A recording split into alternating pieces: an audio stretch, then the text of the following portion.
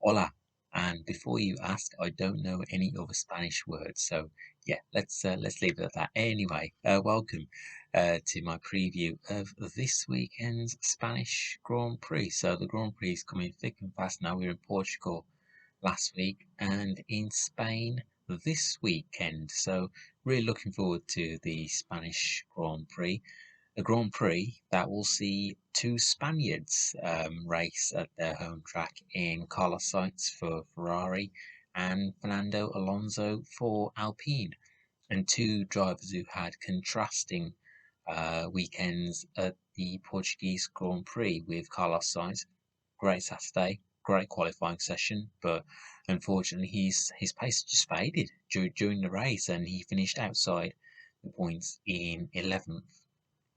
Whereas Fernando, so he was knocked out in Q2 on Saturday, and yet he put in a stonking drive to finish well in the points. So he finished eighth, so just behind his younger teammate in Esteban Ocon.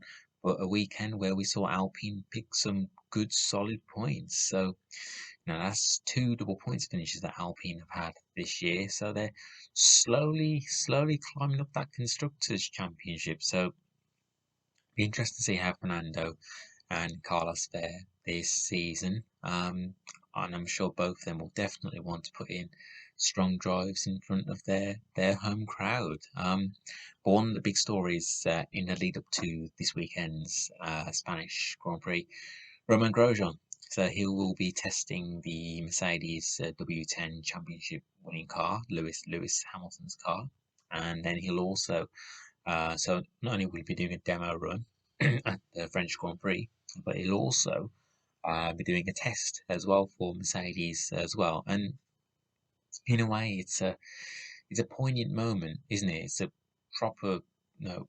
It's the way that Roman would want to um, end his what could be his potential last time in Formula One, having made the switch to IndyCar. But it's a lovely way for Roman to come back into Formula One, albeit only for a brief while. But even so, having the experience of driving a world championship car will no doubt be emotional for Roman, and it'll be the first time that Roman gets back into a Formula One car. And what I would say as well, it's a fantastic gesture from Toto Wolff and Mercedes to give Roman the opportunity, but not only that, but also at Roman's home Grand Prix as well at Paul Ricard. So it will be no doubt be an emotional weekend for Roman, and but he deserves it. He deserves the opportunity, and I still remember what happened, that horrible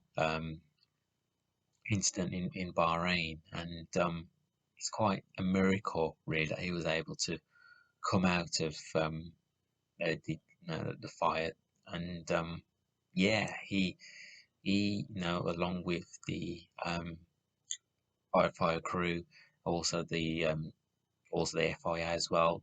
The fact they were quickly on the scene, they deserve a lot of credit for that. But like I say, Roman getting out of that was quite a miracle. And I think I remember he gave an interview recently about the fact that he has to live on for his kids, and that was the one thing that helped him get out of what was a horrible incident. I think was heartwarming for him to say that. So yeah, no, really happy for Roman that he's got the opportunity to drive for Mercedes, to be able to drive on the World Championship cars, and also test for them as well. And as I say, I think it's going to be a very emotional moment for Roman. But yeah, no, like I say, great opportunity for him, and I'll wish him all the very best um, in France when he gets the opportunity to drive for Mercedes, and also wish him all the very best for him in IndyCar as well. And yeah, really happy to see Roman given the opportunity for to drive for Mercedes. Speaking of Mercedes, Lewis was back to top form in Portugal. Dominant win for Lewis, but I would expect Red Bull to give Mercedes a bit of a tougher time this weekend. Red Bull, obviously Max has won at in Barcelona before, so he knows what it takes to win at in Spain. So yeah, although you would think that it is a Mercedes track, don't count out Red Bull. I think Red Bull will definitely be in contention for the race win this weekend in Spain. So another race I'm really looking forward to. So Portugal wasn't quite as thrilling as the um, two season opening two races this season, but even so, there's still plenty of good battles out there that we saw on track. Plenty of talking points as well. Um, but yeah, really looking forward to the Grand Prix in Spain and a big weekend. You could argue, I would argue one of the teams that have a big weekend is Aston Martin. Now I believe they've got upgrades planned for this weekend. So I'm really intrigued to see how they work if they work. And I need to because they're a bit of a way behind the likes of McLaren.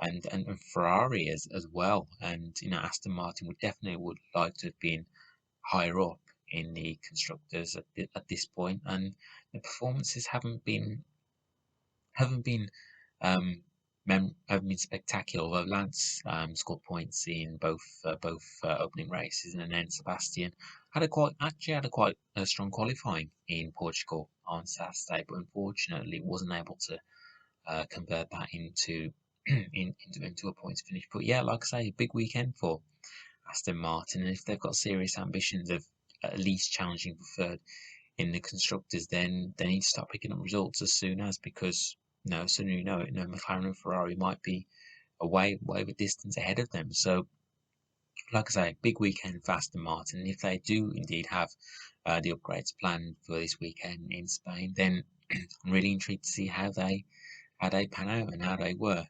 And also, just want to talk about Haas. Obviously, look, we knew that it's going to be a very difficult year for Haas this year. But I think with Mick Schumacher, I think considering the circumstances, I think he's done a good job. He did well in Portugal last week. I know he finished low down, but even so, drove a good race. Got to the checkered flag as well. And if I remember correctly, I think he finished ahead of Williams as well. So that'll give him confidence going forwards. And as for Nikita Mazepin, so it's been a difficult start to the season for Nikita. But it's all part of the learning. And of course, as a rookie, you are going to make mistakes, and it does happen. But as long as he learns quickly from those mistakes and he stays out of trouble, then for sure, I think Nick, we could see some improvements from Nikita as well. But I'm expecting a very difficult year for Haas, and they've already said that they got all eyes on 2022. But even so, when they get the opportunity to pick up points this season, then Haas definitely want to be in a position where they can pounce on those opportunities. But like I said, I think Mick's doing a good job, and it's just great to see that Schumacher name back in Formula One. It really is, and I'm really happy for Mick, and I've got no doubts that the Schumacher family are really proud of the way that Mick has performed so far at Haas and during his time in Formula One. But yeah, I'm really looking forward to the Spanish Grand Prix this weekend. I think it's going to be a close weekend, and I think I'm just also, as well as being intrigued by the Mercedes and Red Bull battle, also intrigued to see the midfield as well. Can Alpine, can they continue to pick up points to get closer to McLaren and Ferrari? As I mentioned with Aston Martin, will those upgrades work on their car? Um, but also, can Williams be in contention for points as well? We know that George Russell is Mr. Saturday. But he just needs to start converting those strong qualifying performances into race pace, and Williams just needs to work on race pace as well. I think Nicholas as well. I think Nicholas Latifi's come on strong as well. I think he's definitely improved. His qualifying as well, I think he's improving, and his racecraft as well. Racecraft's not too bad either. So I think Williams are definitely making strides, but they just need to uh, once they break into those points, then I think the points will begin to come for them. So I wouldn't be too disheartened at this point if I was in the Williams camp, but know that they'll be looking to um, start scoring points as soon as really, and to improve their race pace. So yeah, really intrigued to see how Williams. But there's no doubt Williams for sure. Now, ever since the start of last season, okay, they didn't score any points last season, but they showed enough signs that they are improving. They got closer to the midfield, and they're exactly the same this year as well. They're in it. They're in amongst that midfield battle in qualifying.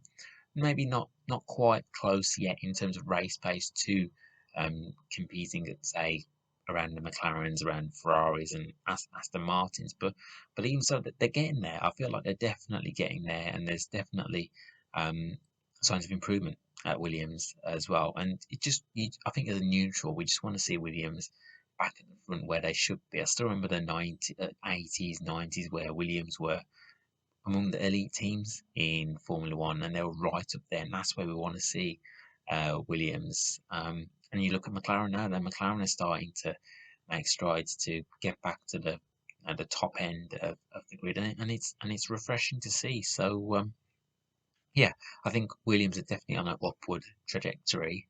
Just need to start scoring points to improve their race pace. So yeah, that's the end of my preview of the Spanish Grand Prix.